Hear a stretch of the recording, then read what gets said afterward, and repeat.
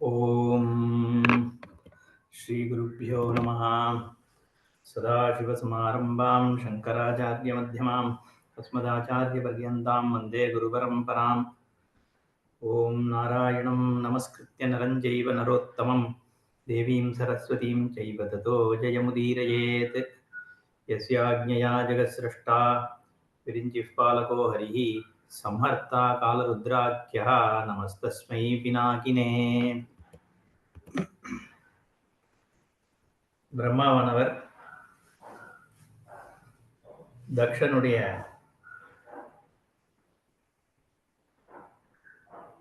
சம்ஹாரத்துக்கு அப்புறம்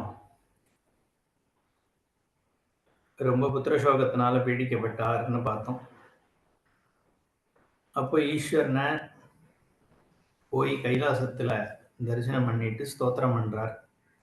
நமோ ருத்ராய சாந்தாய பிரம்மணே பரமாத்மனே त्वं हि विश्वसृजां सृष्टा धाता त्वं प्रपितामहः। नमो रुद्राय महते नीलकण्ठाय वेदसे विश्वाय विश्वबीजाय जगदानन्दहेतवे ओंकारस्त्वं वषट्कारः सर्वारम्भप्रवर्तकः यज्ञोऽसि यज्ञकर्मासि यज्ञानां च प्रवर्तकः सर्वेषां यज्ञकर्तॄणां त्वमेव प्रतिपालकः शरण्योऽसि महादेव सर्वेषां प्राणिनां प्रभो रक्ष रक्ष महादेव पुत्रशोकेन पीडितम्. ஈஸ்வரனுடைய சுரூபத்தையும் விவகாரமாக பரமேஸ்வரன் லோகத்துல கர்மாவை எப்படி நடத்தின்னு போறாருன்னு ரெண்டு விஷயத்தையும் சேர்த்து, நிர்குணம் சகுணம் ரெண்டும் சேர்த்து தான் பிரார்த்தனைகளும் சரி, நம்ம சகஸ்ரநாமங்கள் முதலான அர்ச்சனைகள்லாம் பார்த்தா சுரூப குணமும் சொல்லப்பட்டிருக்கும். சுரூபம் சுரூபகுணம்னா சுரூபமும் சொல்லப்பட்டிருக்கும். அதே சமயத்துல சகுணமாக சிருஷ்டியில ஈஸ்வர சர்வவியாபித்துவம், சர்வஜத்துவம், சர்வ கர்த்திருவம் இதெல்லாமும் சொல்லப்பட்டிருக்கும். சில சமயம் அவதார ஸ்வரூபங்கள்ல செஞ்ச பகவானுடைய லீலைகளும் சொல்லப்படும். மூணு சேர்ந்துதான் ஈஸ்வரனுடைய சகஸ்ரநாமங்கள் அஷ்டோத்திரங்கள்லாம் பார்த்தா எல்லாமே இருக்கும். விஷ்ணு சகஸ்ரநாமத்தையே எடுத்துட்டாலும் கூட அங்க பரமேஸ்வரனுடைய சர்வ வியாபித்துவம், இங்க ஈஸ்வரன் சொன்னா ஒரே ஈஸ்வரன் தான். நம்மள சாஸ்திரப்படி பகவானை தவிர வேற எதுவுமே இல்லை. அப்ப ஈஷிதா அப்படின்னு சொல்லும் பொழுது யாரு எல்லாத்தையும் கவர்ன் பண்றானோ அந்த சுரூபத்துக்கு ஈஸ்வரன் பேர். அதனால ஈஸ்வரன்னா சிவன் தான்னு கிடையாது, மகாவிஷ்ணுவும் ஈஸ்வரன் தான். ஈஸ்வர சர்வபூதானாம் ஹிருதேசே அர்ஜுன திஷ்டதி பிராமயன் சர்வபூதானி யந்திராரூடானி மாயையான்னு அங்க கீதையில பகவான் தன்னையே ஈஸ்வரனாக தான் சொல்றார். அதனால ஈஸ்வரன்றது அங்க கிருஷ்ணரே ஈஸ்வரன், மகாவிஷ்ணுவும் ஈஸ்வரன், அது ஒரே சுரூபந்தான். நம்ம தானே பேர் வெவ்வேறு கொடுக்குறோமே ஒழிய ஈஸ்வரன்னா யாருன்னா சர்வவியாபியாக இருந்துட்டு லோகத்தினுடைய ஸ்திதி பண்றவருக்கு ஈஸ்வரன் பேர். ஈஸ்வரன் சொல்லிட்டாலே அங்க சகுணத்துவம் வந்துடுது. நிர்குணம் சொல்லும் பொழுது பரமாத்மா பரபிரம்மன்னு சொல்றோம். சகுணமா இருக்கும்போது தான் ஈஸ்வரன் சொல்றோம். சகுணமா இருக்கிற ஈஸ்வரன், அதனால விஷ்ணுவும் ஈஸ்வரன் தான், சிவனும் ஈஸ்வரன் தான், ரெண்டும் ஒண்ணுதான், வெவ்வேறு இல்லை. அதனால அதை நம்ம புரிஞ்சுக்கணும். ஈஸ்வரன் ஈஸ்வரன் எல்லா இடத்துலையும் சொல்லும் பொழுது சிவனை மட்டும்தான் சொல்றோம்னு அர்த்தம் கிடையாது. சிவன் சொல்லப்படுறது அதே ஈஸ்வரன், விஷ்ணுன்னு சொல்லப்படுறதும் அதே ஈஸ்வரன் தான். அப்ப பேதம் எதுக்கு ரெண்டு பேர் சொல்லணும்னா, இங்க சகுண சிருஷ்டியினுடைய தாத்பரியத்திலேருந்து பார்க்கும் பொழுது அதை விஷ்ணுன்னு சொல்றோம். வியாபகத்துவம் இருக்கு, வியாப்னோதி இது விஷ்ணு. அப்போ சர்வ வியாபகத்துவம் இருக்குன்னா சர்வம் ஒன்று இருக்கு, அதை வியாபிக்கிற தன்மைன்னு ஒன்று இருக்குன்னு ரெண்டு இருக்கிறதாக அங்க தெரியறது. ஆஸ் தோ, அதாவது களிமண்ணு பானையை வியாபிச்சிருக்கு அப்படின்னு சொல்லும் பொழுது பானைங்கிறது களிமண்ணை தவிர வேறான வஸ்துவே இல்லை. ஆனாலும் களிமண்ணு பானையை வியாபிக்கிறதுன்னு சொல்றோம். அப்போ இந்த இடத்துல பிரம்மத்தினால ஜெகத் வியாபிக்கப்படுறது அப்படின்னு சொன்னா ரெண்டு இருக்கிற மாதிரி தோன்றது இல்லையோ. அதனால அந்த மாயா உபகிதமாக இருக்கிறதுனால அதை மகாவிஷ்ணுன்னு சொல்றோம். அது வெறும் சுத்த ஸ்வரூபமாக மட்டும் பார்க்கும் பொழுது அதே எப்படியுமே களிமண் தான் இருக்கு, பானை இல்லை. பானைக்கு காரணமான களிமண் அப்படின்னு சொல்லும்போது அது விஷ்ணு. பானையை பத்தியே பேசாம வெறும் சுரூபமாக களிமண்ணே ஒண்ணுதான் சத்தியம், பானைக்கு என்னெல்லாம் ஒண்ணும் கிடையாதுன்னு அப்படி பார்க்கும் பொழுது அது நிர்குண வஸ்துன்னு சொல்றது அதே ஹரஹா, இது ஹரிஹி. அந்த ஹரஹால ஈக்காரம் சேரும் பொழுது ஹரிஹி யார்? ஈங்கிறது அந்த லேசான இருக்கக்கூடிய மாயா, அதுதான் நீலகண்டம்னு பரமேஸ்வரனுக்கு சொல்றது. அப்போ ஹரஹா தான் ஹரிஹி. இந்த ஹரியினுடைய ஹிருதயம் ஹரஹா, ஹரஹானுடைய ஹிருதயம் ஹரி. ஏன்னா ஈகாரம் இல்லாம இங்க அதாவது வியாபகாரிக்குமோ என்ன காரண சிருஷ்டி காரிய சிருஷ்டி என்னவா வேணா இருக்கட்டும், சிருஷ்டம்னு சொல்லி ஒரு சிருஷ்டிக்குள்ளேருந்து தான் இந்த ஞானம்ன்றதே எப்படி வருது? இந்த ஞானம் ஏற்படுறது சிருஷ்டின்றதுக்குள்ளேருந்து தானே இந்த ஞானம் ஏற்படுதுன்னு பார்க்க வேண்டியிருக்கு. அப்போ ஈஸ்வர யாதாத்மிய ஞானம், பிரம்ம வித்யை, இது எல்லாமே எங்க இருக்கு? சிருஷ்ட ஜெகத்துக்குள்ளதான் இருக்கு. அப்போ அதனாலதான் ஹரியினுடைய ஹரியினுடைய ஹிருதயம் ஹரஹா, ஹரஹாவுடைய ஹிருதயம் ஹரி, சிவஸ்ய ஹிருதயம் விஷ்ணு, விஷ்ணோர் ஹிருதயம் சிவஹான்னு சொல்றதுக்கு காரணம் என்னன்னா ரெண்டும் ஒரே ஸ்வரூபந்தான். நம்ம திருஷ்டிகோணம் மாறும் பொழுது இப்படி இந்த பெர்ஸ்பெக்டிவ்லேருந்து பார்த்தா, சிருஷ்டி பெர்ஸ்பெக்டிவ்லேருந்து பார்க்கும் பொழுது ஹரி, சுரூப திருஷ்டியா பார்க்கும் பொழுது ஹரஹான்னு ரெண்டாக பார்க்கணும். அதனாலதான் இங்க பிரார்த்தனை நமோ ருத்ராய சாந்தாய பிரம்மணே பரமாத்மனே. நேற்றுக்கு பார்த்தோம், அது ருத்ரஸ்வரூபமா இருக்கிற நீதான் சாந்த ஸ்வரூபமான பிரம்மவஸ்துவும், பிரம்மணே பரமாத்மனே பரமாத்மாவா இருக்கக்கூடிய பிரம்மஸ்வரூபம். தொம்ஹி விஸ்வசிருஜாம் சிருஷ்டா தாத்தாத்மம் பிரபிதாமகா. விஸ்வத்தை சிருஷ்டி பண்ணக்கூடிய பிரம்மாவையும் மகத்தத்துவமாகிய மகத்தத்துவம்னா புத்தின்னு அர்த்தம். நேற்றுக்கு அது மகத்தத்துவம் சொல்லிட்டு அப்படியே விட்டுட்டோம். மகத்தத்துவங்கிறது என்னன்னா நம்மளுடைய புத்தி, இந்த இண்டிவிஜுவல் உடம்புல புத்தி இருக்கே, நிர்ணயம் பண்ற புத்தி, அந்த மாதிரி சமஷ்டி புத்தி. சமஷ்டினா வெஷ்டி சமஷ்டின்னு நம்ம ஜெகத்தை பார்க்கறது. ஈஸ்வரன் லெவல்ல அதுக்கு சமஷ்டி எல்லாம் ஒரு பூனை இருக்கு, எல்லா பூனைகளும் சேர்ந்தா சமஷ்டித்துவம் வருது. வெஷ்டினா ஒரு இண்டிவிஜுவல், ஒரு மரம் அப்படின்னா வெஷ்டி, காடுன்னா அது சமஷ்டி. அது மாதிரி இங்க இருக்கிற ஒரு நாமரூபத்தோடு இருக்கக்கூடிய ஒரு ஜீவாத்மா அதே இன்ஃபைனைட்டா எக்ஸ்டெண்ட் பண்ணும்போது அது சமஷ்டின்னு சொல்றோம். அந்த சமஷ்டியாக இருக்கக்கூடிய புத்தி அதுதான் மகத்துன்னு சொல்றது. அதுதான் சங்கல்பம் பண்றது, ஜெகத்து சிருஷ்டி ஆகட்டும் அப்படின்னு. சோகாமயத பகுஸ்யாம் பிரஜா ஏதி, பலவாக ஆகட்டும்னு அந்த காமனா வருதே, அது இந்த புத்தியாத்மகமாக இருக்கிற மகத்தத்துவம் தான் சிருஷ்டி பண்றது. அதுதான் நேத்திக்கு பார்த்தோம். இங்க மகதே நமோ ருத்ராய மகதே நீலகண்டாய வேதசே அப்படின்னு விஸ்வஸ்ருஜாம் சிருஷ்டா. அந்த மகத்தத்துவம் எதை சிருஷ்டி பண்றதுன்னா இந்த ஹிரண்ய கர்ப்பனாகிய பிரம்மாவை சிருஷ்டி பண்ணி, பிரம்மாவனுடைய மானச புத்திரர்கள் அதுல ஒருத்தர் தான் தக்ஷ பிரஜாபதி. மனுவும் பிரம்மாவால மானசமாக சிருஷ்ட பண்ணப்பட்டவர்கள். அதிலிருந்து தான் ஜெகத் சிருஷ்டி ஏற்படுறது. மானசமான சிருஷ்டிதான். வாச்சாரம்பரம் விகாரோ நாமதேயம்னு இந்த ஜெகத்தானது வெறும் நாம மாத்திரமாக இருக்கு. அப்ப ஈஸ்வரனுடைய மானசமான சிருஷ்டி தான் அது. அப்படிங்கிறதுனால இங்க பிரம்மாவனுடைய புத்திரர்களை மானச புத்திரர்கள்னு சொல்றது. புத்திபூர்வமாகவே பார்க்கிறார். சிருஷ்டினா என்னன்னா எப்படி நம்ம சொப்பனத்தை பார்க்கிறோம், எதனால பார்க்கிறோம்? ஏற்கனவே நடந்த விஷயங்கள் நமக்கு புத்தியில இருக்கக்கூடிய ஒரு இம்ப்ரிண்ட் இருக்கு.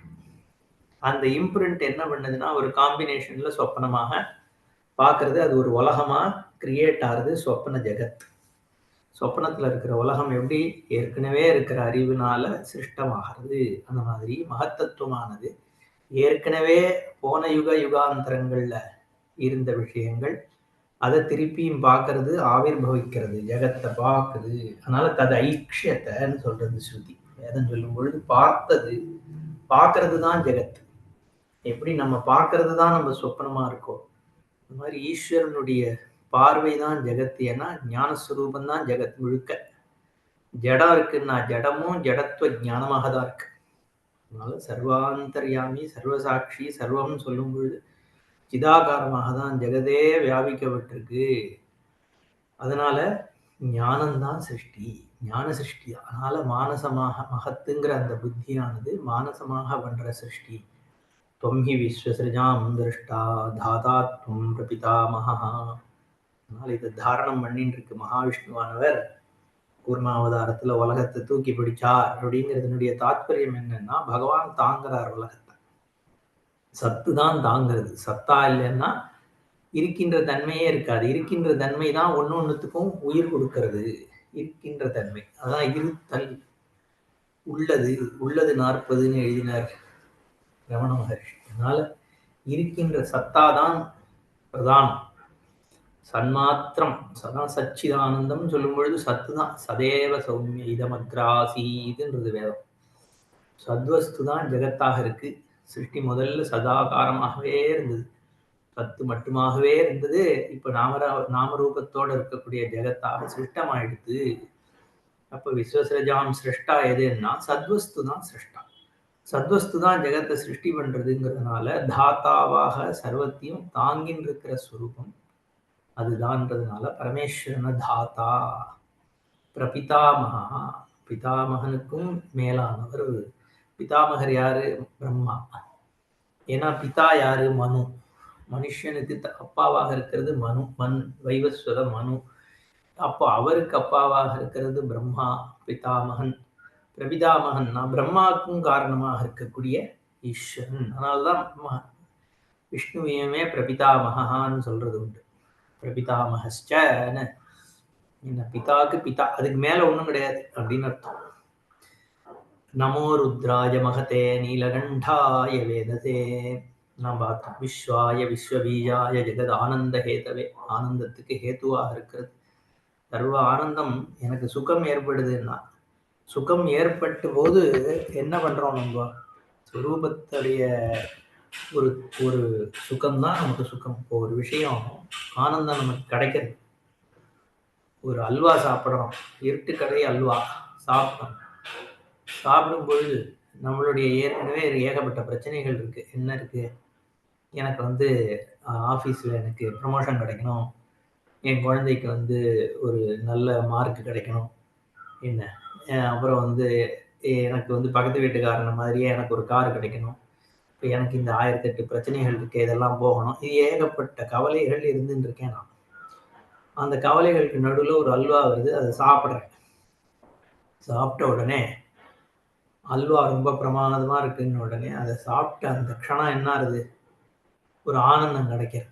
அப்போ ஆக்சுவலி நம்ம அதை யோசிச்சு பார்த்தோம்னா, அந்த ஆனந்தம் கிடைக்கும் போது என்ன பண்ணுறோம் நம்ம? ஏதாவது ஏற்கனவே இருக்கிற பிரச்சனைகள் தீர்ந்துதோ, என்னுடைய தேவைகள் ஏதாவது பூர்த்தி ஆகுது? ஒன்றும் இல்லை. அந்த க்ஷணம் எல்லாத்தையும் சஸ்பெண்டு, ஒரு க்ஷணம் சஸ்பெண்ட் ஆகிடுது. அதெல்லாம் எல்லாத்தையும் மறந்து இந்த நாக்கில் படுற இந்த டேஸ்ட் ஆனது என்ன ஒரு ஆனந்தத்தை எனக்கு கொடுக்குறது. அப்போ எல்லாத்தையும் மறந்து, துக்கங்களை மறந்து, நான்ற தன்மையை மறந்து, நான் வேற இந்த அல்வா வேறங்கிறதையும் மறந்து, அந்த நாக்கில் வர டேஸ்ட் மட்டும் நிற்கிறதுன்னு போது அப்போ என்ன ஆகுது? ஒரு ஆனந்தம். எங்கேருந்து வருது அந்த ஆனந்தம்? அப்போ சில சமயம் ஒரு ஜோக்கு கேட்குறோம், சிம்பிளாக ஒரு ஜோக்கு, ஏதோ ஒரு காமெடி பார்க்குறோம், அப்பயும் அதே தான். என்ன பண்ணுறோம்?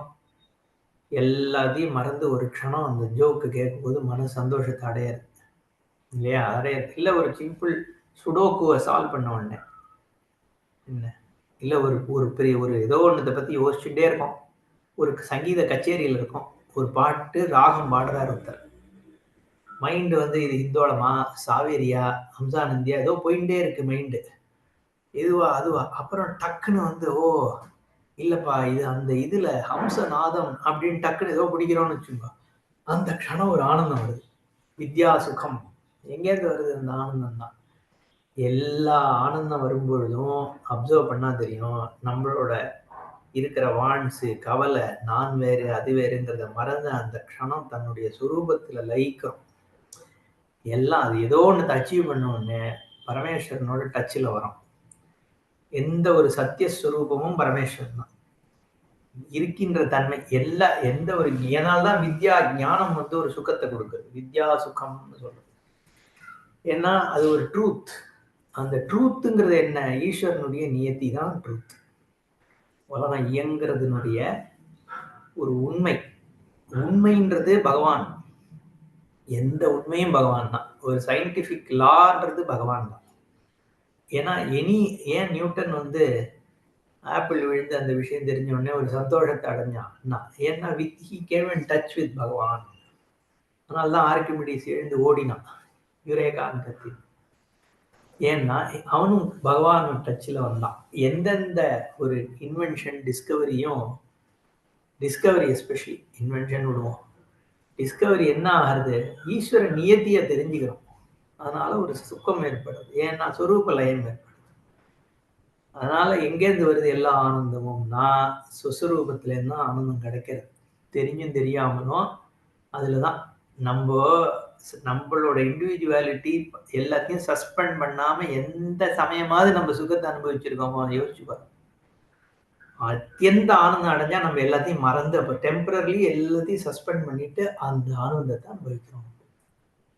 அப்போ எப்பவுமே ஆனந்தம் எங்கேருந்து வருது? சுரூபத்திலேருந்து மட்டும்தான் வருது, வேற எங்கேருந்து இது வந்து காரணமாகிறதே. அப்போ அதான் நம்ம கேள்வி என்ன வரும்னா, வெளி விஷயங்கள் தானே ஹேத்துவாகுது. எப்பவும் சுரூபம் தான் ஆனந்தமா இருந்தா அது எனக்கு எப்பவுமே இருக்க மாட்டேங்குதுன்னா, ஏன்னா கலங்கி இருக்கு. எப்பவுமே என்னுடைய சுரூபத்தில் நான் நிக்கிறதே இல்லையே, எப்ப பார்த்தாலும் வெளியில தானே இருக்கேன். இது அது அது இதுன்னு தேடுது மைண்டு. தனியா இருக்கும்போது கூட புத்தி விஷயங்கள்ல தான் நாட்டம் அடைஞ்சிருக்கு. அதனால அது என் சுரூபத்திலேருந்து என்னை தள்ளி எடுத்துன்னு போகிறது. தள்ளி எடுத்துன்னு போறதுன்னா சொரூபத்திலேயே இங்கேயே தான் இருக்கேன், புத்தி எங்கேயோ போயிடுது. அப்போ ஆனந்தம் இல்லை. அதையெல்லாம் சஸ்பெண்ட். அதனால தான் டீப் ஸ்லீப்ல எங்கேருந்து ஆனந்தம் ஏற்படுது? டீப் ஸ்லீப்ல ஏன்னா சுரூபத்துல. ஆனா சில சமயம் டயர்டா எழுந்துக்கிறோமேன்னா நமக்கு தெரியாம உள்ள புத்தி ஓடிட்டே இருந்திருக்கு. சொப்பனத்தை பார்த்துட்டு இதையோ யோசிச்சுட்டு தூக்கம். அது அப்போ அந்த ஆனந்தம் இல்லை. எப்போ அது ரொம்ப இல்லாம இருந்ததோ அந்த சமயத்துல ஒரு சாந்தி. அதனாலதான் எவ்வளோக்கு எவ்வளோ புத்தி விற்த்திகள்ல குறைக்க முடியுமோ நிதானப்படுத்தினாலே விற்த்திகள் குறையும். அதனாலதான் அந்த காலத்துல சங்கீதம் நிதானமான சங்கீதம், லிட்ரேச்சர் நிதானமான லிட்ரேச்சர். வாழ்க்கையே கொஞ்சம் ஸ்லோ பேஸ்டா இருக்கும். இப்போ அவசரமா ஆனோடனே புத்தி வேகமா ஓடுது, மல்டி டாஸ்கிங். ஒரு பக்கம் பாட்டு சமையல், இன்னொரு பக்கம் பாட்டு புத்தியில் ஏதோ யோஜனை, அதுக்கு நடுவில் இன்டர்நெட்டு, அதுக்கு நடுவில் எவனோ ஒருத்த மெசேஜ் பாரு. ஒரே சமயத்துல 10 விஷயம். ஆஃபீஸ் வேலை பண்ணும்போது அதான் இருக்கு. ஆஃபீஸ் வேலையில கான்சென்ட்ரேட் பண்ண முடியுதோ, டக்குன்னு வந்து ஸ்வாப் பண்ணி போய் இந்த நியூஸ் என்னாச்சு, அப்புறம் செல்போன் எடுத்து இது என்னாச்சு, என்னன்னா மைண்டு இங்கேருந்து அங்கேருந்து தாவிட்டு. ஃபோனை எல்லாரும் பார்க்கறத பார்த்தா போதும். செல்போன் எடுத்தா ஒரு இது அது பார்ப்பான், அப்புறம் அப்படி அப்படி இப்படி அப்படி. ஏன் இப்படி பண்றோம்? ஒரு விஷயத்துல அட்டென்ஷனே இருக்க முடியறது இல்லை. அந்த அளவுக்கு புத்தி ஓட ஆரம்பிச்சுடுது இப்போ எல்லாரும். அந்த மல்டி டாஸ்கிங் அது ஸ்கில்லுன்னு நினைச்சுக்கிறோம். அது ஸ்கில் கிடையாது. உன் புத்தியை வந்து நீ ஸ்திரமா எந்த அளவுக்கு வந்து ஓடுறதோ அத்தனைக்கு அத்தனை அவன் மைண்டு ப்ரெஷர்ல தானே இருக்கு. ஒரு காரியத்தை ஒழுங்கா பண்ண முடியறது இல்லைங்கிறதும் ஒரு பிரச்சனை இல்லை. எந்த ஒரு விஷயத்தை எடுத்திருந்தாலும் அதுல ஒன்னால நிக்கவே முடியறது இல்லை. ரெண்டாவது அந்த ஃபாஸ்ட் பேஸ்ட்னஸ் வந்தவொடனே அந்த அளவுக்கு நம்மளுடைய டிஸ்டர்பன்சஸ், அது இன்டர்னலி ஒரு சாந்தி இல்லை, அசாந்தி வந்து. ஒரு விஷயத்த நிதானமா பண்றவாழ்கிட்ட இருக்கிற சாந்தி பல விஷயத்த ஒரே டயத்துல பண்றவாழ்கிட்ட இருக்குமோ? இருக்க முடியாது. ஞானியா இருந்தா இருக்கும், அது வேற விஷயம். லௌகிகமா விவகாரத்துல இருக்கிறவனை பத்தி நம்ம சொல்றோம். அதனால அந்த ஆனந்த சுரூபம் வரணும்னா எத்தனைக்கு எத்தனை நிதானப்படுத்துறோமோ ஆனந்தம் சாந்தி ஆகுது. ஏன்னா சொரூபம் அப்படிதானே இருக்கு. விற்பி இருந்துட்டு விற்த்தியே பிரம்மம்னு பாக்குறவாளுக்கு எப்படியுமே சாந்தி இருக்கும். அத சகஜ சமாதின்னு சொல்றது. சர்வம் பிரம்மன்ற பொழுது மைண்ட்ல விற்பி போனா விற்த்தியும் பிரம்மன் தான் அப்படிங்கிறது அந்த விற்த்திட்டேருந்து அவனை தள்ளி எடுத்துன்னு போயிடுது. அவனுடைய இன்னர் ஸ்பேஸ் அப்படின்னு சொல்றது. விவகாரம் பண்ணும் பொழுது இல்ல புத்தி திங்ஸை யோசிக்கும் போது கூட அதுல இருந்து நம்ம தள்ளி இருக்க முடியும். புத்தி தான் வேலையை, மனசு தான் வேலையில ஈடுபடுறது, புத்தியே ஈடுபடுது. ஆனா சாட்சியான நான் அதுல இருந்து தள்ளி இருக்கேன். அது உயர்ந்த நிலை. இப்போ மகான்கள் ஆச்சாரியால் வந்து பாஷ்யம் பண்றான்னா பிரம்மத்திலேயே இருந்துட்டு தானே பாஷ்யம் பண்றார். பகவான் வந்து ரதத்தை ஓட்டுறான், அவ்வளோ பெரிய யுத்தத்தை வந்து லீடு பண்றாரு பகவான். அர்ஜுனனுக்கு வந்து என்ன பண்ணணும், ஏது பண்ணணும், எப்படி பண்ணணும் எல்லாத்தையும் சொல்லிட்டு பண்ணிட்டு இருக்காரு. அப்ப அதுக்காக அவர் வந்து விவகாரத்தில் ஈடுபடுறாருன்னு அர்த்தமா? அந்த ஸ்பேஸ், இன்னர் ஸ்பேஸ், அந்த ஸ்பேஸை கிரியேட் பண்ண முடிஞ்சதுன்னா அது ஆனந்த ஹேத்து. அப்பயும் சொரூபத்துல நிக்கிறோம்னு தான் தாத்பரியம். அதுதான் அர்த்தம் அதுக்கு. அதனால ஆனந்தத்துக்கு காரணம் எதுன்னா சுரூபம் தான் ஆனந்தத்துக்கு காரணம். அதனால ஜெகதானந்த ஹேதவே, இது எல்லாமே ஈஸ்வரனுடைய சுரூபம், சுஸ்வரூபம், பரபிரம்ம வஸ்து தான். பரமாத்மனே பிரம்மனேன்னு ஆரம்பிச்சுட்டாரோ இல்லையா? அப்ப ஆனந்தத்துவத்துக்கு காரணம் பிரம்மஸ்வரூபமா இருக்கிறது தான் அப்படிங்கிறத புரிஞ்சுக்கணும். ஓம்காரஸ்துவம் வஷட்காரஹா சர்வாரம்ப பிரவர்த்தகா இதெல்லாம் பார்த்தோம். ஓம்காரஹா பார்க்கணும். ஓம்காரஹா துவம். ஓம்காரத்தை பத்தி உபநிஷதுகள் பல இடங்கள்ல ரொம்ப விஸ்தாரமா சொல்லியிருக்கு. ஓங்காரத்தை ஓங்காரத்துல தியானம் பண்றது, ஓங்காரணத்தினுடைய மகத்துவம். மாண்டூக்கிய உபனிஷத்து ஓங்காரத்தினுடைய சுரூபத்தையே சொல்றது. ஓமே உலகம், ஓமே பிரம்ம. ஏன்னா எல்லா ஜெகத்துல இருக்கிறது எல்லா பதார்த்தங்களும் நாமரூபமா இருக்கு. ஒரு பெயர் இருக்கு, அதுக்கு ஒரு ரூபம் இருக்கு. கண்டென்ட் அதுல இருக்கா, நிஜமான பொருள் இருக்கா இல்லையாங்கிறது தான் விசாரம். உண்மையாக அங்க ஒரு பொருள் இருக்கா அப்படிங்கிற விசாரம் பண்ணி உபநிஷதுகள் பெயரும் அதனுடைய ரூபம் தான் இருக்கே ஒழிய அங்க இருக்கிற சப்ஸ்டன்ஸ் கண்டென்ட் பிரம்மந்தான் அப்படிங்கிற நிர்ணயம் பண்ணி காண்பிக்கிறதுனால அது எல்லாம் நாமரூபந்தான் ஜெகத்து. பெயரும் ரூபமும். நாமரூபம் ஜெகத்தா இருக்கும் பொழுது ரூபம்ங்கிறது என்ன? ஒரு டிரான்சிட்டரி திங். அது ஒரு வஸ்து கிடையாது. அப்ப இருக்கிறது என்ன? நாம மாத்திரம்னு சொல்றோம். ஆச்சாரம்பணம் விகாரோ நாமதேயம். நாம மாத்திரம் தான் இருக்கு, பெயர் தான் இருக்கு. அப்போ உலகம் முழுக்க பெயர்கள் தான். பெயர்கள் எல்லாம் என்னன்னா சப்தங்கள் தான். உலகம் முழுக்க சப்தங்கள் தான். சப்தங்கள்ன்றது எங்க ஆரம்பிக்கிறது? மனுஷனுடைய சப்தம் ஆ. வாயை திறந்தோடனே வரக்கூடிய சப்தம் ஆ. வாயை மூடினோடனே வரக்கூடிய சப்தம் அப்ப ஆக்கும் இம்முக்கும் நடுவுல தான் மற்ற சப்தங்கள் எல்லாம். ஆவனுடைய பரிணாமங்கள் தான் என்ன? ஆ மாறி மாறி ஈ ஆறுது, ஊ ஆறுது, அவு ஆறுது. எல்லாம் உதட்ட இப்படி பண்றோம், அப்படி பண்றோம். நாக்கு எங்க வைக்கிறோம், அங்க வைக்கிறோம். இத்து, த, கு, மா, யா, வா, லா எல்லாம் என்னன்னா அந்த ஆல இருக்கிற மாற்றம். அப்போ அது எல்லாம் அந்த அகாரத்துக்கும் மகாரத்துக்கும் நடுவுல இருக்கிறது எல்லாம் அந்த மாற்றம் அப்படிங்கிறதுனால ஊ, ஆ. அப்புறம் அதுல ஏற்படக்கூடிய மாற்றங்கள் எல்லாத்துக்கும் ஊன்ற அந்த ஒண்ணு ஒரு சிலபல் அதை சொல்றது. மகாரம் மகாரத்தோடு முடியாது. அகாரத்திலிருந்து மகாரம் பரியந்தமாக இருக்கக்கூடிய அத்தனை மாற்றங்களும் சேர்த்து மொத்தத்தையும் சேர்த்தா ஆ ஊ மா. அப்போ உலகத்துல இருக்கிற சப்தங்கள் எல்லாம் ஓம்ல அடங்கி விடுது. சப்தங்கள் ஓம்ல அடங்கிட்டதுனால நாமங்கள் நாமும் ஓம்ல அடங்கிடுது. நாமன்னா உலகம் முழுக்கன்னு சொன்னோம். அப்போ உலகமே ஓம். ஓம்ன்றது அப்ப ஈஸ்வரன். ஈஸ்வரனுடைய பெயர் இல்லை, ஓம் தான் ஈஸ்வரன். அதனால ஓம்காரஹா துவம். ஓம்காரன்றது உன்னுடைய பெயர்னு சொல்லலை இங்க. ஓம்காரஹா துவம். ஈஸ்வரன் தான் ஓம். அதனால்தான் அர்ச்சனை பண்ணும் பொழுது ஓம் தான் அர்ச்சனை. சன்னியாசிகளுக்கு ஓம்னு சொல்லின்றுன்னு சொல்லியிருக்கு. ஓம் தான் ஜெகத்து, ஈஸ்வரன் பிரம்மன். அதனால அர்ச்சனை பண்ணும்பொழுது ஓம் சிவாய நமஹா, ஓம் மகேஸ்வராய நமஹா, ஓம் சம்பவே நமஹா, ஓம் பினாகினே நமஹா, ஓம் சசிசேகரா. அந்த ஓம் நமஹால முடிஞ்சு போயிடுது பொதுவா. இந்த பினாகினே சசிசேகரா எல்லாம் என்னன்னா அந்த ஓமனுடைய ஒரு குணத்தை சொல்றது இல்லையா? ஓம் நந்தகோப குலோத்பவாய நமஹா. இப்ப நந்தகோப குலத்துல தோன்றியவன் பகவான் சொல்ற. ஆனா நந்தகோப குலத்துல தோன்றதுங்கிறது என்ன? அது ஒரு விதமான நாமரூபம் தானே, ஒரு குணம். அந்த குணத்தை நமஸ்காரம் பண்ணல, ஓம நமஸ்காரம் பண்றோம். நந்தகோப குல ஜாத்தனாக இருக்கிறது இந்த ஓம், இந்த ஈஸ்வரன் தான். அப்படிப்பட்ட ஈஸ்வரனுக்கு நமஸ்காரம் என்ன. அதனால இது என்னது, அம்பாளை பத்தி சொல்லும் பொழுது ஜெகஜனன்யை நமஹா அப்படின்னு சொன்னா ஓம் ஜெகஜனன்யை நமஹா அப்படின்னு சொல்லுவோம். ஓம் ஜெகஜனன்யாக இருக்கக்கூடிய இந்த ஓம், அதுக்கு நமஸ்காரம். அப்போ அதனால்தான் அஷ்டோத்திரமா இருக்கட்டும், சஹஸ்ரநாமமா இருக்கட்டும், ஓம்னு சொல்லிதான் சொல்லணும். நாமம் வெறும்ன குணத்தை மட்டும் சொல்லப்படாதுன்னு இருக்கு. ஓம்காரஸ்துவம், அது ஈஸ்வரன் தான் ஓம். யஜ்ஞோசி யஜ்ஞகர்மாசி யஜ்ஞானாம் ச பிரவர்த்தகா சர்வேஷாம் யஜ்ஞகர்த்ருணாம் त्वमेव பிரதிபாலகः சரண்யோசி மகாதேவ எல்லாம் பார்த்தோம். சர்வேஷாம் பிராணினாம் ரக்ஷ ரக்ஷ மகாதேவ புத்திரசோகேன பீடிதம் மகாதேவ உவாச்சே பகவான் பதில் சொன்னார், சுனுஷ்வ அவஹிதோ பூத்வா மம வாக்கியம் பிதாமஹா தக்ஷஸ்ய யஜ்ஞ பங்கோ அயம் ந கிருதஸ்ச மயா க்வசித் ஸ்வீயேன கர்மணா தக்ஷோ ஹதோ பிரம்மன் ந சம்சயः.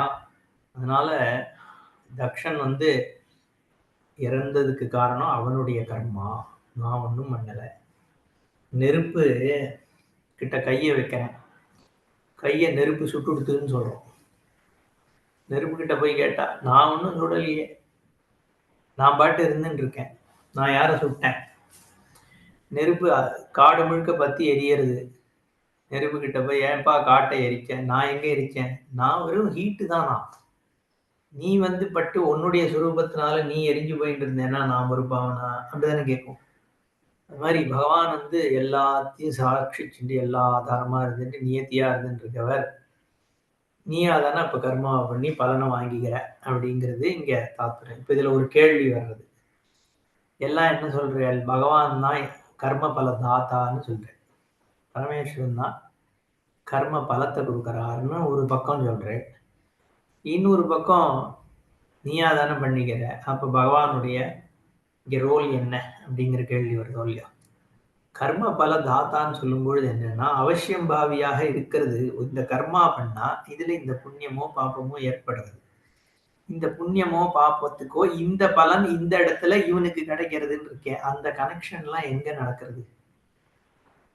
ஒரு நியத்தியாக தான் நடந்தாகணும். அதுவும் அது கான்ஸ்டன்ட் கான்சியஸ் நியத்தியாக தான் இருந்தாகணும். நான் வந்து ஒரு எறும்பை மிதிக்கிறேன், வேணும்னே ஒரு எறும்பை போய் அழிக்கிறேன் வச்சுக்கோ, அப்போ அது ஒரு காரியம். அது இந்த உலகத்துல என்ன எவனும் பிடிச்சி ஜெயில போட போறது இல்லை. இதுக்காக என்கிட்ட எறும்பு எதுவும் வந்து என்கிட்ட கேஸ் போட்டு கொலை பண்ணிட்டான்னு சொல்ல போறது இல்லை. அந்த தைரியத்துல நம்ம கொல்றோம் இல்லையா? ஒரு ஆட்டை கொன்னாலே இங்க கேட்கறது கிடையாது, அவ்வளோ பெரிய உருவம் அதுக்கு. ஏன்னா அதுக்கு போய் கோர்ட்டுக்கு போய் கேஸ் போட முடியாது. அதனால ஆடா இருக்கட்டும் மாடா இருக்கட்டும் எந்த மிருகமா இருக்கணும் அடிச்சு கொள்ள முடியும் இல்லையா? இப்படிதானே. அது ஒன்றும் இது சொல்லலை, சொல்றேன் புரிஞ்சுக்கிறதுக்காக ஒரு விஷயத்தை சொல்றேன். இப்போ அது பண்றோம், அது போய் ஒன்றும் சொல்ல போறது இல்லை.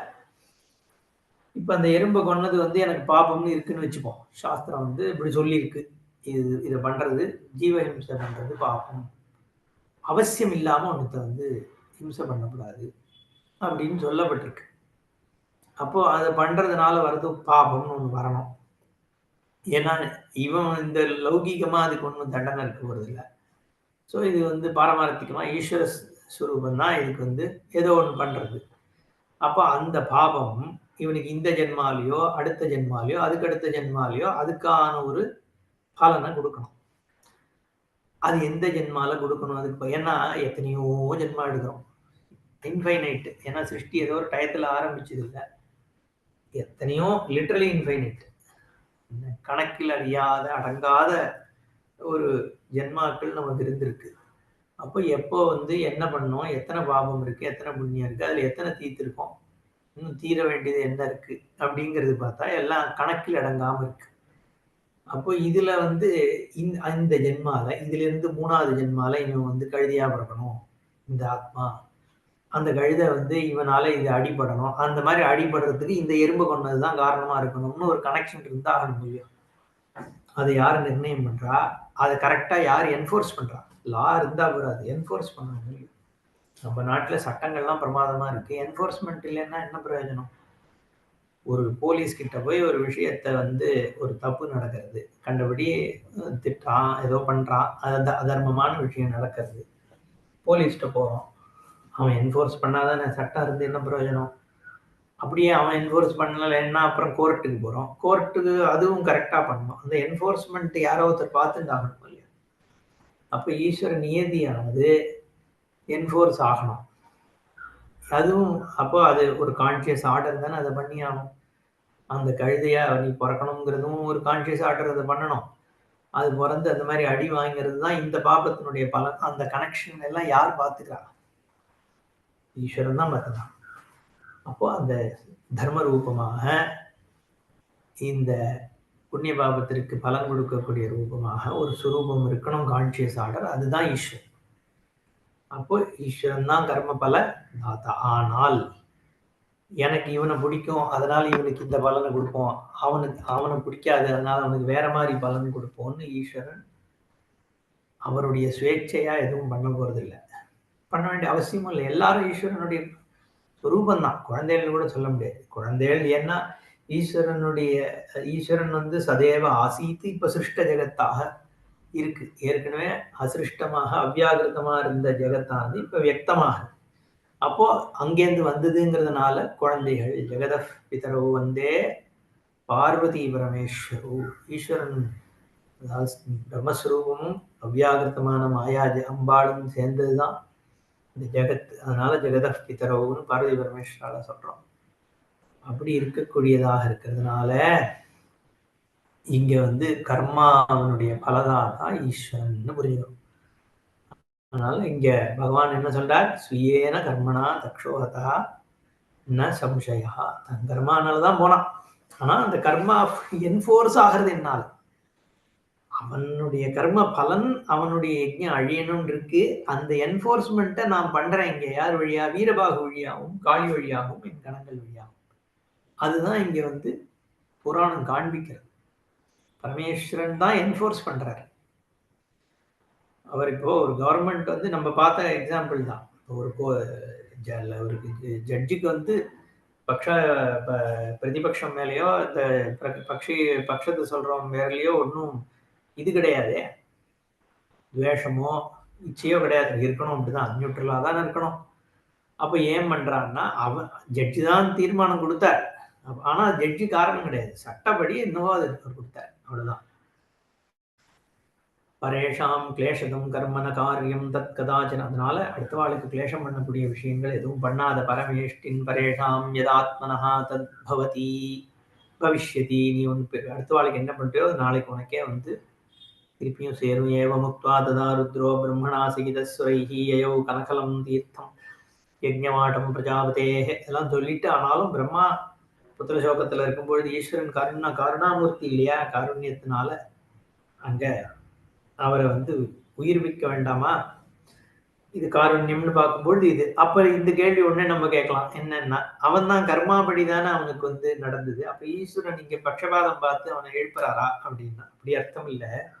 அவன் பண்ணதுக்கு அந்த டெம்பரரியா அவனுக்கு மிருத்யு கிடைக்கிறது தான் அந்த கர்ம பலன் அப்படின்னு எடுத்துக்க முடியுமோ இல்லையோ. எயவு கனகலம், இந்த கங்கல்னு சொல்ற ஹரித்வார்ல இருக்கு இந்த இடம் அப்படின்னு நான் படிச்சேன். அப்போ அந்த கனகலம்ன்ற இடத்துல தான் இந்த யஜ்ஞம் நடந்தது. தக்ஷனுடையது நடக்கிறதுன்னு சொல்லலாம். ஏன்னா திருப்பி தக்ஷனை உயிர்ப்பிச்சு யஜ்ஞத்தை பூர்த்தி பண்ண போறார் பரமேஸ்வரன். அந்த கனகல தீர்த்தம் யஜ்ஞமாட்டம் பிரஜாபதி தக்ஷ பிரஜாபதியினுடைய கனகல யஜ்ஞம் நடக்கக்கூடிய கனகல கஷேத்திரத்தை எல்லாரோடையும் தேவர்களோடையும் சேர்ந்து வந்து சேர்ற அடையறார் பகவான். ருத்ரஸ்ததா ததர்ஷா தவீரபத்ரேன யத்கிருதம் ஸ்வாஹா ஸ்வதா ததா பூஷா ऋगुः मतिमताम्बरः तदा अन्य ऋषयः सर्वे पितरश्च तथा विदाः येऽन्ये च बहुस्तत्र यज्ञगन्धर्वकिन्नराः त्रोटिता लुञ्जिताश्चैव मृताः केचिद्रणाजिरे शम्भुं समागतं दृष्ट्वा वीरभद्रो गणैः सह दण्डप्रणामसंयुक्तः तथा अग्रे सदाशिवम्. பரமேஸ்வரன் அங்கே என்னத்தை பார்க்குறாருன்னா, வீரபத்ரன் என்னெல்லாம் செஞ்சிருக்கான்றதை பார்க்குறார். சுவாஹா ஸ்வதா, ஸ்வதா இந்த தேவதைகள், பூஷன் ஆகிய சூரிய பகவான், பிருகுஹு இவாள்லாம், அதோடு கூட மற்ற ரிஷிகள் பித்ருக்கள் அவள்லாம் என்னன்னா எல்லாரும் யக்ஷகந்தர்வர்கள் கிண்ணறர்கள் எல்லாம் அடிபட்டு கை போச்சு கால் போச்சுன்னு எல்லாம் கடக்காலம் கீழே சில பேர் இறந்து போய் கிடக்கா. ஒரே ரணகலமான்னு சொல்லுவோம். ரணகலம்னா அதான், ரணம்னா யுத்தம். ரணகலமா இருக்குன்னு என்னதுன்னா யுத்தம் நடந்த இடம் நடந்து முடிஞ்சப்பறம் எப்படி இருக்கும், ஒரு சினிமாலாம் காமிப்பாங்க, ஒரு ஃபைட்டு முடிஞ்ச இடம் எப்படி இருக்கும், அவன் கால் உடைஞ்சி கை உடைஞ்சி கீழே கிடப்பான் இல்லையோ, எல்லாம் தெஞ்செல்லாம் உடஞ்சி சிதறி கிடக்கும். அந்த மாதிரி ரணகலமாக இருந்தது. அதை பார்த்தார் பகவான். பார்த்த உடனே பகவான் வந்திருக்கிறத வீரபத்ரனும் பார்த்த உடனே அங்கேருந்து ஓடி வந்து பரமேஸ்வரன் நேர நமஸ்காரம் பண்ணான். அந்த காலத்துலாம் எனக்கு தெரிஞ்ச ஒரு 20 வருஷம் முன்னாடி வரைக்கும் மகான்களை பார்த்தாலோ ஒரு யாராவது பெரியவா வர்றதை பார்த்தா தண்டவத்தா நமஸ்காரம் பண்றது, குருவையே பார்த்த இடத்துலயே நமஸ்காரம் பண்ணணும்னு இருக்கு. இந்த நமஸ்காரம் பண்ற விஷயம் ரொம்ப குறைஞ்சு போயிடுத்தேன் இந்த காலத்துல. இப்ப அந்த காலத்துல நான் 25, 30 வயசா இருக்கிற வரைக்கும் அது இருந்தது. ஆச்சாரியன் வராருன்னா, இல்ல பெரியவா வரா, டமால் நமஸ்காரம் பண்ணிட்டு வா அப்படியே கீழே. அது அது ரொம்ப இருந்துட்டு இருந்தது. இப்ப ரொம்ப குறைஞ்சு போயிடுது. நமஸ்காரம்ங்கிறதே போயிடுது. கோவில்கள்லயே யாரும் இப்படி இப்படி இப்படி இப்படி பண்ணிட்டு போறானே ஒழிய, அது துவஜஸ்தம்பம் வரைக்கும் வரான். வந்துட்டு இப்படி இப்படி பண்ணிட்டு போறான். என்ன அது 3 தடவை பண்ணணும், 4 தடவை பண்ணணும், இப்படிலாம் வழக்கம் உண்டு. ஐங்காரம்லாம் 4 பண்ணுவா. என்ன இது மாதிரி 11 பண்றவாள்லாம் பார்த்துருக்கேன் நான். 16 நமஸ்காரம் பண்றது. இந்த மாதிரி எல்லாம் இருந்து இதெல்லாம் போக, ஏன்னா அந்த சரணாகதிங்கிறது உயர்வான தத்துவம் ஐயோ. என்னதான் இருந்தாலும் அகங்காரம் போகணும். எல்லாத்துலயும் ஒரு ஒரு அகங்காரமாகவே இருந்திருந்தா எப்படி ஞானம் அடையிறது? எத்தனைக்கு எத்தனை அகங்காரம் இருக்கும், அத்தனைக்கு எத்தனை பிரச்சனை தான். என்ன யோகிதா அம்சம் இருக்கிறவாளா பார்த்து நமஸ்காரம் பண்ணணும். அவ்வளவுதானே ஒழிய. பட் ஏதோ ஒரு இடத்துல நம்மள சரண்டர் பண்ணாதான் அந்த அகங்காரம் குறையும். அகங்காரம் குறைய குறையதான் நமக்கு நல்லது. அவ்வளவுதான். நம்ம சுகம். எத்தனைக்கு எத்தனை அகங்காரம் போறதோ, உன்னோட அகம் அழியட்டும்னு அந்த காலத்துல திட்டுவா. அது என்ன? அது பிளெஸ்ஸிங். அனுகிரகம் பண்றான்னு அர்த்தம். அவ்வளவுதான். அகந்தை உனக்கு போகணும்னா என்ன? உன்னுடைய அகம்பாவம் அழியட்டும் அப்படின்னா என்ன அர்த்தம்னா, எத்தனைக்கு எத்தனை அகந்தா அழியறதோ அத்தனைக்கு எத்தனை ஈஸ்வரன் உள்ளவர. ஈஸ்வரனுக்கும் நமக்கும் இருக்கிற எது இடையில இருக்கிறது என்னன்னா அகங்காரம் தான். அகந்தா தான் நம்மளையும் வரையும் பிரிக்கிறது. அகந்தா போயிடுச்சுன்னா சர்வாத்ம சித்திச்சிடும். அப்ப அந்த அகங்காரம் போகணுன்றதுனாலதான் பிரார்த்தனையே என்னன்னா, லோகா சமஸ்தா சுகினோ பவந்து, எல்லாரும் நன்னா இருக்கட்டும், எல்லாமும் நன்னா இருக்கட்டும். ஏன்னா அத்தனைக்கு அத்தனை மனசு விரிவடையிறது. அதனால்தான் தானம் தானம் பண்றதுனால ஏன் அத்தனைக்கு உயர்வு ஏற்படுறது? எவ்வளவுக்கு எவ்வளவு நீ உங்ககிட்ட இருக்கிறத கொடுக்குறியோ அவ்வளவுக்கு எவ்வளவு புத்தி விஷாலமா இருக்கு. எவ்வளவுக்கு எவ்வளவு பிடிச்சி வச்சுக்கிறியோ அவ்வளவுக்கு எவ்வளவு புத்தி சின்னதாக இருக்கு. அதனால தானம் பண்றது, அகங்காரத்தை விடுறது, நமஸ்காரம் பண்றதுங்கிறது சாதாரண விஷயம் கிடையாது. ஒருத்தருக்கு உன்னையே சரணடைஞ்சு வைக்கிறேன்னா உன்னோட அகங்காரத்தை விடுறேன்னு தானே அர்த்தம். இல்லை ஏதோ ஒரு ரூபத்தை பார்த்து அதுக்கு நீ சரணடைஞ்சுக்கிற. அதனால இதுல ஒண்ணு ஈகோ கிடையாது. அவருக்கு ஏன் நான் பண்ணணும்? அவருக்கு அது தேவையில்லை, உனக்கு தேவை. நீ அதை பண்றது அவ்வளவுதான். பண்ணணும் பண்ணாட்டி அவளோட இது. அதுக்காக சொல்றேன். அகந்தா போகும். திருஷ்டுவா புரஸ்திதம் ருத்ரோ வீரபத்ரம் மகாபலம் உவாச்ச பிரகசன் வாக்கியம் கிம் கிருதம் வீரநந்தினம் வீரனனுயிதம் ரக்ஷமானய சீக்கிரம் போ ஏனேதம் கிருதமீதிருஷம் யஜ்ஞே விலக்ஷணம் தாத யஸ்யேதம் பலம் ஈதிருஷம். என்ன ருத்ரன் பகவான் வீரபத்ரரை பார்த்து கேட்கிறார், சிரிக்கின்ற சீக்கிரம் இந்த என்ன பண்ணிருக்கீங்க, சீக்கிரம் தட்சணை கொண்டா. என்னதான் இருந்தாலும் அவனுடைய தப்பான நடத்தினால்தான் இதெல்லாம் நடந்ததுனாலும் இருந்தாலும் நீ அழிச்சுட்டு அவனை. ஏன்னா அவனுக்கு உயிர் கொடுக்கணும்னு பகவான் முடிவு பண்ணிட்டார். சீக்கிரம் ஏனேதம் கிருத்தம் ஈதிருஷம். அவனுடைய காரியத்தினால பலன் தான் அது. இருந்தாலும் நீ அவனை கொண்டான்னு சொல்லி ஏவமுக்த சங்கரேன வீரபத்ரா துவரான்விதா கபந்தமான யுத்வாத சம்போஹோ அக்ரே ததா க்ஷிபத்து. முண்டத்தை கொண்டு எதிர்க்க நிக்க வைக்கிறான். இப்ப பரமேஸ்வரன் வீரபத்ரனை பார்த்து சொல்ற, தலை எங்க போச்சுன்னு கேட்கிற. ததோக்தா சங்கரேனைவ வீரபத்ரோ மகாமனாஹ சிரः கேன அபநீதம். எங்க போச்சு தக்ஷஸ்ய துராத்மனா, யார் தூக்கி போட்டா, எங்க போட்டான்னு கேட்கிறார். தாஸ்யாமி ஜீவனம் வீர குடிலஸ்யாபி யதா அதுனா. அவனுக்கு உயிர் திருப்பி கொடுக்குறேன். என்னதான் ஒரு தப்பான செயல்கள் செஞ்சவனா இருந்தாலும் அவனுக்கு நான் திருப்பி உயிர் கொடுக்கறதுன்னு முடிவு பண்ணிட்டேன்னு சொல்றார் பகவான். ஏவமுக்த சங்கரேன வீரபத்ரோ அப்ரவீத் புனஹா. என்ன பகவான் காருண்யர். அதனால கருணை நம்ம எவ்வளோக்கு எவ்வளோ பிரார்த்தனை பண்றோமோ அத்தனைக்கு எத்தனை ஈஸ்வரன்ட்டு அனுகிரகம் ஏற்படும். அப்ப ஏன் பிரார்த்தனை பண்றவனுக்கு மட்டும்தான் கொடுப்பாரா பகவான்? பக்ஷபாதியா இருந்தா நம்மள மாதிரி அவர் ஒன்றும் எத்தனை பேர் நம்மளை பிரார்த்தனை பண்றா அப்படின்னு தேடிட்டு இருக்கிறவர்ல. இத்தனை கோடியில அப்பா இவன் நன்னா ஸ்தோத்திரம் பண்ணான்பா, இவனோட ஸ்தோத்திரம் ரொம்ப பவர்ஃபுல்லா இருந்தது, எனக்கு கேட்கவே ஆனந்தமா இருந்தது, அதனால இவனுக்கு கொஞ்சம் எக்ஸ்ட்ரா கொடுப்போம். அப்படி பகவான் நம்மளோட நமக்கு என்ன ஞானம்? இந்த எத்தனையோ கேலக்சிஸ் எவ்வளவோ இருக்க போறது, அதுல எவ்வளவு இருக்குன்னு கூட நமக்கு தெரியாது. ஸ்பேஸ்ல பார்த்தா அத்தனை ஸ்டார்ஸ் இருக்கு, அதை தாண்டி நம்ம கண்ணுக்கு தெரியாதது எவ்வளோ இருக்கு, எங்க இருக்கு, என்ன இருக்கு, அதுல உயிர் இருக்கா இல்லையா, யாருக்கு தெரியும்? இந்த பிளானட்லயே எத்தனை ஜீவராசிகள் இருக்கு, என்ன இருக்கு, நமக்கு என்ன தெரியும்? என்ன விதமான சக்திகள் இருக்கு, நமக்கு என்ன தெரியும்? ஒன்றும் தெரியாது. அப்போ ஈஸ்வரனை பத்தி நம்ம வந்து ஆஹா அவர் பெரிய சக்திமான்னா, உனக்கு என்னப்பா சக்தியை பத்தி தெரியும்?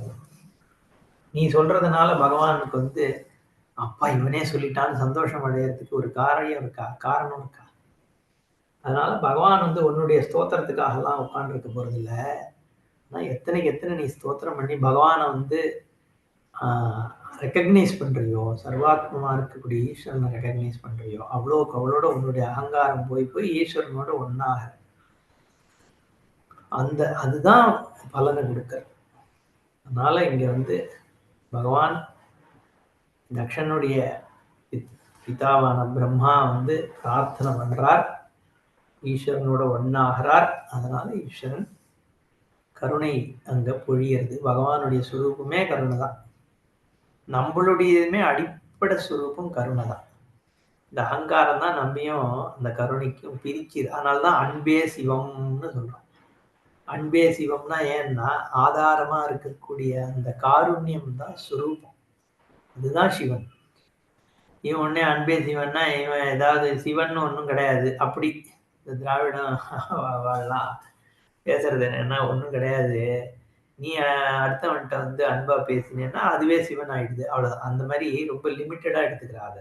அப்படி அர்த்தம் கிடையாது. அன்பே சிவன்னா பகவத் சுரூபம், காருண்ய சுரூபம் தான், அதுதான் உன்னுடைய ஆதார சுரூபம். எல்லாம் புரிஞ்சுக்கிறது கஷ்டம் மனுஷாளுக்கு, இருந்தாலும் அது அவ அப்படி சொல்றா. வீரபத்ரோ அப்ரவீத் புனஹா, வீரபத்ரன் சொல்றான் எங்க தலை எங்கன்னு கேட்டதுக்கு மயா சிரோஹுதஞ்ச அக்னௌ ததானீமேவ சங்கர அவசிஷ்டம் சிரஷம்போ பசோஸ்ச விகிருதானனம் இதி ஞாத்வா ததோ ருத்ரஹ கபந்தோ பரிஜாக்ஷிபதே சிரः பசோஸ்ச விகிருதம் கூர்ச்சயுக்தம் பயாவகம் ச தக்ஷோ ஜீவிதம் லேபே பிரசாதாத் சங்கரஸ்ய சதிருஷ்டுவாக்ரே ததா ருத்ரம் தக்ஷோ லஜ்ஜசமன்விதः துஷ்டாவ பிரணதோ பூத்வா சங்கரம் லோகசங்கரம். அப்போ வீரபத்ரன் சொல்றார், என்னாலதான் இந்த தலையானது, தக்ஷனுடைய தலை அக்னியில பஸ்மிக்கப்பட்டது. மீதி இருக்கிறது இந்த பசுவோட தலை ஒண்ணுதான் மீதி இங்க இருக்கு, மற்ற எல்லா தலையும் அக்னியில போட்டாச்சு. பசுன்னா ஆட்டினுடைய தலை ஒண்ணு இருக்கு, இதை வேணா வைங்கோன்னு உடனே பரமேஸ்வரன் ஆட்டினுடைய தலையை எடுத்து அந்த முண்டத்து மேல வைக்கிறார். வச்ச உடனே அதுக்கு உயிர் வந்துடுறது. தக்ஷ பிரஜாபதி ஆட்டு தலையோட திரும்பி வந்துடுறார். தாடியோட இருக்கான் அந்த ஆடு, கூர்ச்சயுக்தம் பயாவகம், பார்க்கவே பயமா இருக்கு. என்ன கொஞ்சம் அடிக்கடி பட்டிருக்கான், மூஞ்சில ஒரு மாதிரி விகாரமாக இருக்கான். அப்போ ஜீவந்தம் அடைஞ்சு பரமேஸ்வர பிரசாதத்தினால வந்த உடனே பரமேஸ்வரனை பார்த்து கொஞ்சம் வெக்கவத்தோட பரமேஸ்வரனை பார்த்து ஸ்தோத்திரம் பண்றாராம் தக்ஷன்.